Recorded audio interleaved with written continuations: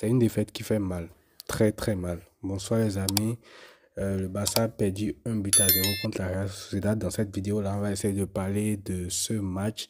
Et petit disclaimer pour commencer, vu que c'est un match qui a été perdu et tout, j'ai pas assez de motivation pour faire une vidéo avec des images du match et tout. Donc, je mettrai tout simplement les images de la conférence de presse d'après-match du club. Mais c'est juste pour parler de ce que j'ai retenu de ce match-là que je fais cette vidéo tout simplement. Donc, désolé par rapport au montage et tout.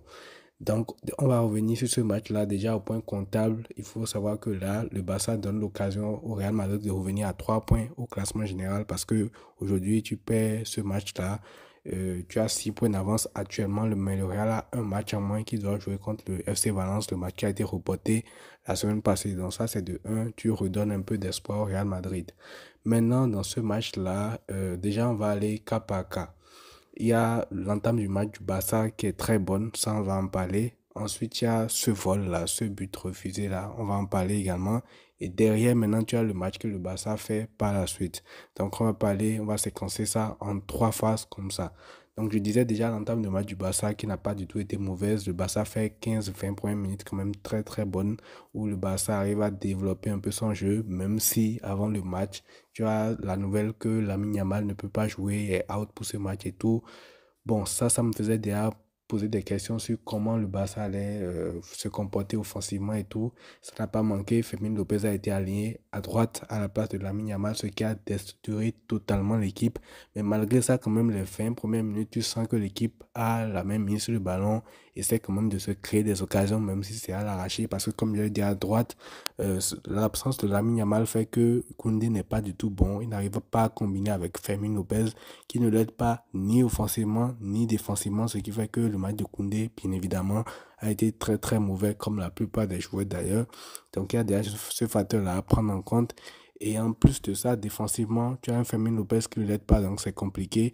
Du coup, le Barça est obligé de passer dans l'as, de passer par Koubassi, De Jong, Pedri et tout. Et même Pedri aussi n'a pas fait un bon match parce que non seulement Lamine Yamal ne débute pas ce match-là, mais tu as un Daniel Mo également qui ne débute pas, alors que c'est les deux joueurs les plus déséquilibrants de ce Barça-là. Lamine Yamal pour ce qu'il peut apporter dans les dribbles et tout. Daniel Mo, je ne sais pas pourquoi il débute ce match-là également sur le banc, parce que Pedri, honnêtement, Pedri, très haut comme ça, numéro 10, je ne suis pas fan en vrai. Je préfère Pedri, Casado dans le double pivot avec un Daniel Mo devant eux parce que, encore une fois, le match de De Jong, il n'est pas mal au début, 15-20 premières minutes, mais dès qu'il est touché au pied, je sens que il force, il veut pas sortir, du coup, il joue le match comme ça, mais qui dit qu'un joueur force dans le match, dit forcément un joueur qui est handicap, c'est coéquipier en fait, parce il met moins d'intensité, il fait moins de courses, du coup, tu as l'impression de jouer carrément à 10 contre 11, et ça donne un avantage à la Real Sociedad. Bon, je suis parti un peu dans tout ce que je disais, mais pour revenir à la structure que j'avais faite, je disais donc que l'entame du match du Barça était pas mal. Et ça, on a même vu, ça a payé à un moment donné parce que le Barça a marqué ce but de Robert Lewandowski là, après une frappe, je pense, déviée qui revient sur Lewandowski et tout, qui marque ce but là. Et après, tu as ce hors-jeu là qui a été signalé, on ne sait pas comment, parce que quand tu vois l'image de base, tu vois clairement que Lewandowski n'a pas du tout les hors-jeu, mais après, quand tu as le révélateur qui apparaît des minutes après, parce que déjà de base, il faut savoir que le révélateur avec le hors-jeu semi-automatique, ça apparaît rapidement, souvent après les images, mais là, on a attendu.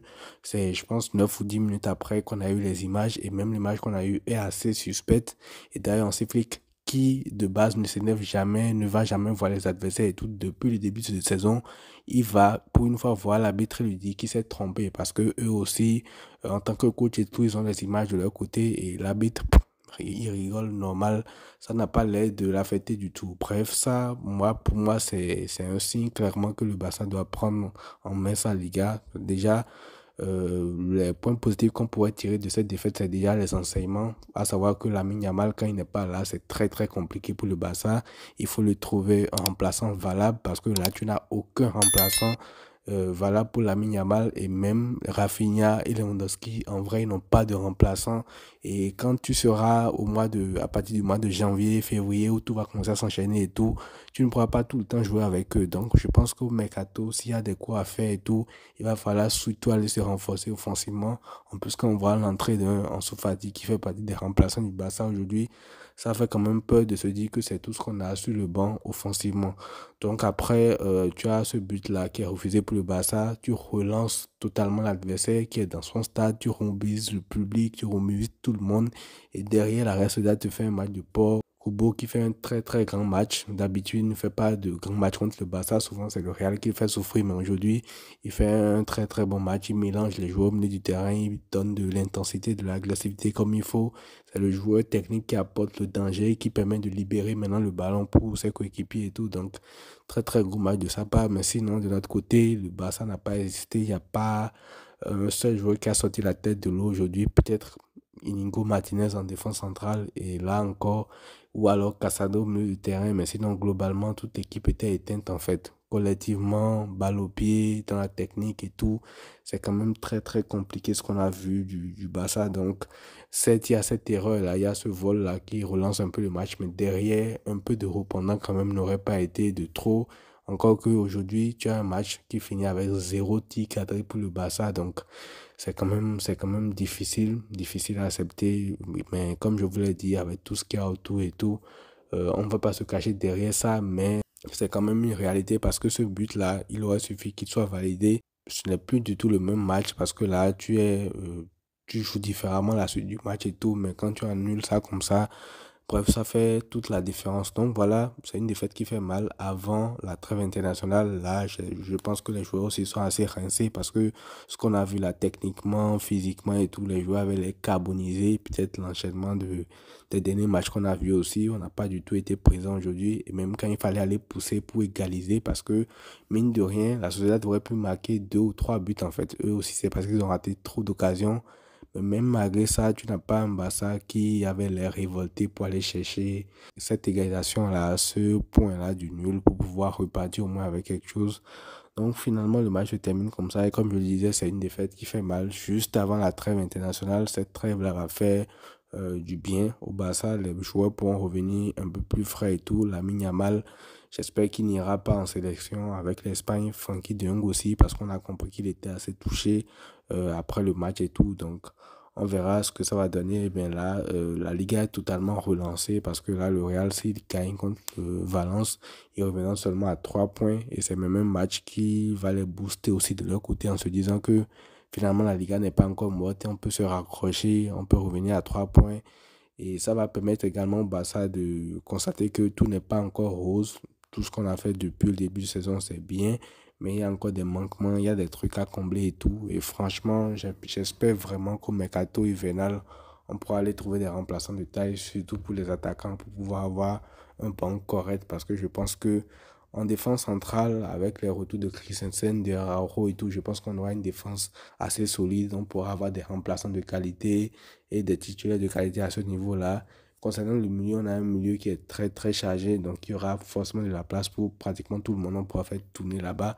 Mais en attaque, Pau Vitor, Ansu Fati, Ferran Torres qui est blessé sur le banc, c'est très très pauvre, même en tant que remplaçant dans un club comme le Barça.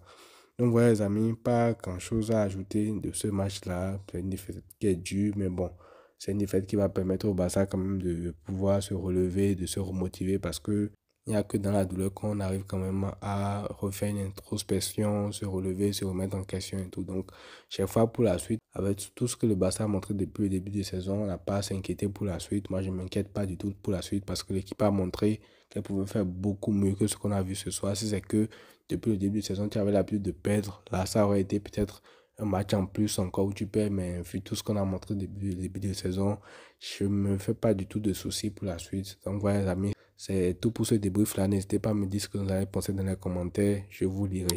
Prenez tout soin de vous les amis, on va faire des vidéos pendant la trêve internationale pour s'occuper un peu et à très vite.